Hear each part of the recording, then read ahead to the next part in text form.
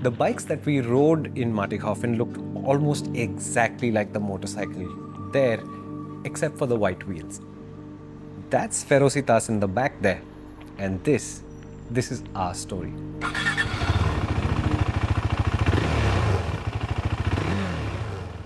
The reason why I have such an enormous soft spot for the KTM 390 Duke is because ever since I rode it at Mattighofen and over the last 9 years, every time I ride it, I come to the exact same conclusion. I think of it as so fast, I think of it as so aggressive, I think of it as so much fun, and that much consonance between what I wanted from my motorcycle and what the KTM did. It was unbelievable. I had to have one. I think especially early in the day when there was a lot of new technology being deployed, there were unreliable KTMs. My 200 was not entirely trouble-free. It never stranded me. I never struggled with it like out in the real world, but it did need a lot of help. That motorcycle, on the other hand, that sets the standard for what a reliable motorcycle needs to be like. The beauty of this level of reliability is the fact that KTM does amazing things every day.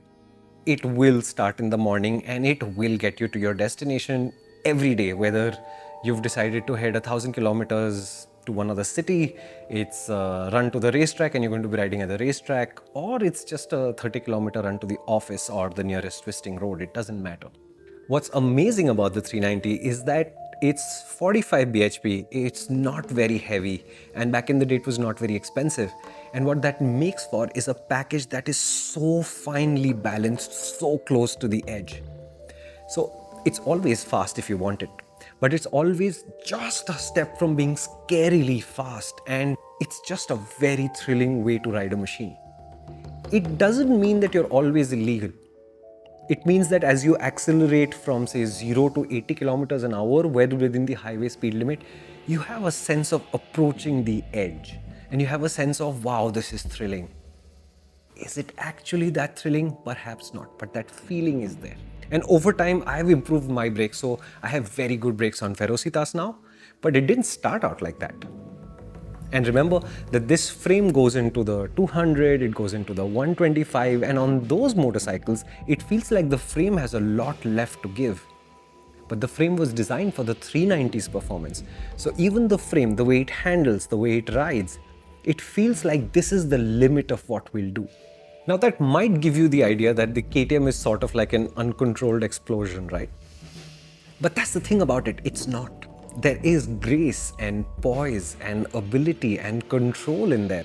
That covers acceleration, it covers braking, it covers handling, it covers how fast it will go. It's a motorcycle that loves being on the edge. It delivers the edge to you on a plate whenever you want it. But on the way there, it's got like every emotion in the book packed into it. It's beautiful. So once I started living with the 390 Duke, the first thing that I didn't want to do was modify. And I feel like it taught me that you start modifying machines not on day one, but it tells you what it needs, A, and B, you need it to be at least a certain amount of reliable before you're willing to play with it. And for me, I think I wanted the white wheels from the beginning and I got them on day one, but I don't think that bike was anything other than stock for the longest amount of time. But once I became convinced that, oh, this bike is just awesome, then I started to change it one step at a time into the motorcycle that I really wanted. So to me, the most powerful mod on that motorcycle is it's not sprocketed and it doesn't have an exhaust and the engine has not been messed with, it's completely stock. On this KTM, when you open say 3 degrees of throttle, it behaves as if you've opened 15 or 18 degrees of throttle. But I changed the throttle to a quick throttle, which means I open the throttle a little bit, but it opens the throttle bodies a lot. And I also simultaneously, which was pure coincidence, but it happened together, I also changed the throttle bodies which have a larger pulley. So it's really, really quick on the uptake. And it's more thrilling to ride. Sometimes it can cause severe drops in fuel economy, but I found that on the highway, because my hands move less, it became a better highway bike because of it. From there came the idea of saying, so what else should we do? So we got an old R6 shock for $99 about I think 10,000 rupees back in the day, that shock dramatically changed how pliant and how controlled the rear end was. And therefore, it put the pressure on the front end to behave. And I have to say, the stock front end actually became better because of it. And then my friend Anand suggested that we add a preload kit and at least set the preload to my weight, and we did. And the result is dramatic. I don't often go slowly on the KTM, although I could.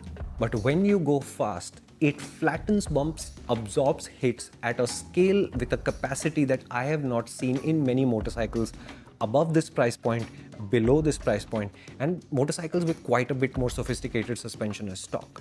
35,000 rupees over a period of, I'm going to say something like 18 months. And it dramatically changed this KTM. And I think most of the enormous amounts of enjoyment and love that I get from it and feel for it comes directly from the fact that the suspension is so slick. I made small changes along the way, right? 2014 KTM running, I think a 2016 master cylinder, so already the brakes were more powerful. Then you get the KTM Cup rotor, which is a 320 race rotor. Boom, you've got great brakes. So now the bike's going very fast because of the quick throttle and all of that. It's going really well over the bumps because of all the work we've done on the suspension. Now it brakes well too. Put it together and this is just awesomeness. The last performance mod we made almost happened by accident, but Race Dynamics sent me a piggyback ECU. They sent me a quick shifter. We added it back to the bike, and then the ECU just fills in all the little gaps in the fueling. It just became even better. A motorcycle that was super thrilling to ride is now wheeling off the throttle in first gear, in second gear, over every little crest in the road. And you can ask anybody in my office this. I'll come and ride in on the Ducati, on the Multistrada that I have, and I'm very kicked about it, and it's such a great bike. But when I come in on the KTM, the energy level is totally different and the excitement is totally different. And it's every little thing it did feels more exciting than usual because it just is that kind of spectacular. What I've done along the way, which I'm really happy about, is that almost everybody who's ever asked to see what the great thing about this KTM that I'm constantly blabbering about was, has gotten to ride it. And I think one of the greatest feelings ever is for everybody to step off the bike, come back to you and say, whenever you want to sell this bike, just let us know because we'll take it from you. So that queue has 60, 70 people on it, but that KTM, it's all mine. It's a keeper.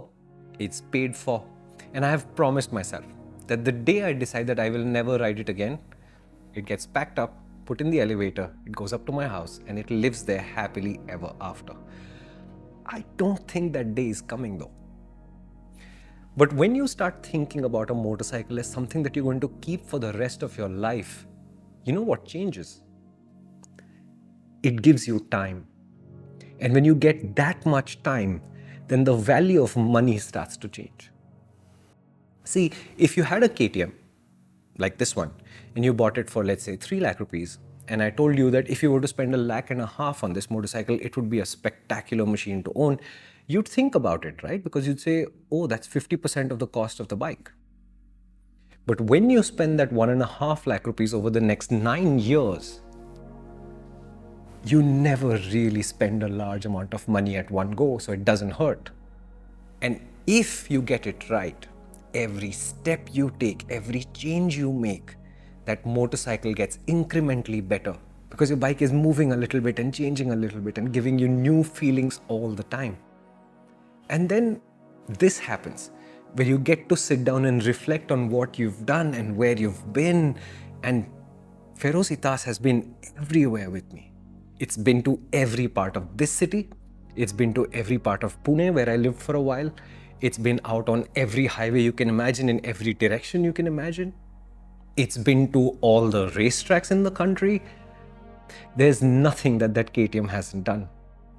I now know what makes a motorcycle truly great. It's when you start talking about your life with motorcycles and that motorcycle starts appearing in the conversation more and more and more. And even when you try to avoid it, it's there, informing the anecdote, informing the information, in forming, how you decide whether what's a good thing and what's a bad thing.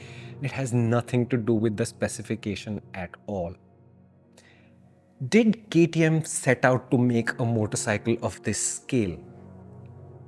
I don't think any manufacturer thinks about it like this, and I don't think they're capable of thinking about it like this. But sometimes, by accident, by chance, by the changes you make, by who you are and what you like, things come together.